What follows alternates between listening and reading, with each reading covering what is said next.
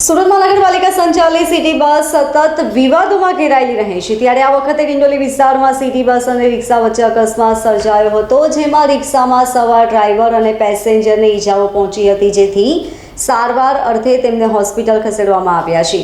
બીજી તરફ બસને પોલીસ સ્ટેશન લઈ જઈ કાયદેસરની કાર્યવાહી હાથ ધરવામાં આવી છે। ડિંડોલીમાં સિટી બસ ચાલકે અકસ્માત સર્જ્યો હતો। ઓટો રિક્ષા ચાલક અને પેસેન્જરને અડફેટમાં લેતા ઈજાઓ પહોંચી હતી। પેસેન્જરને ઈજાઓ વધુ પહોંચી હોવાથી હોસ્પિટલમાં દાખલ કરવામાં આવ્યો છે। સમગ્ર અકસ્માત રૂટ નંબર 104 પર દોડતી બસે અકસ્માત સર્જ્યો હતો।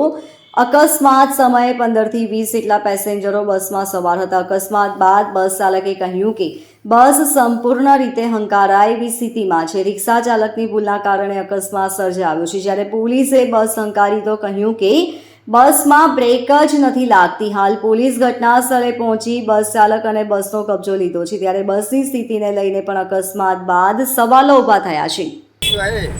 वो बात नहीं, अब एक सिग्नल छूटता है तो एक के पीछे एक गाड़ी रहती है, वो भाई अचानक रुक गया पैसेंजर उठाने को, उतने जगह में गाड़ी कैसे रुकती नहीं। ब्रेक पूरा लगता है, ब्रेक लगता है, ब्रेक पहले ऐसा सुना है कम लगता है। पहले अभी तो उधर डेपो से लाया, इधर बिठाया मैंने पैसेंजर। किसको ठोका था? रिक्शे वाले को? हाँ, रिक्शे वाले को।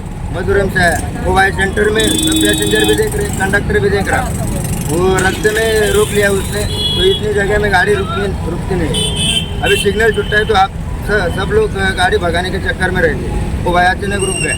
तो तुमको भगाना नहीं चाहिए था ना गाड़ी, आगे पब्लिक बैठी अभी रहती सब पे सिग्नल छूटता है तो सब लोग भगाते ही ना था, निकलते ही। Bureau report LK star news, सूरत।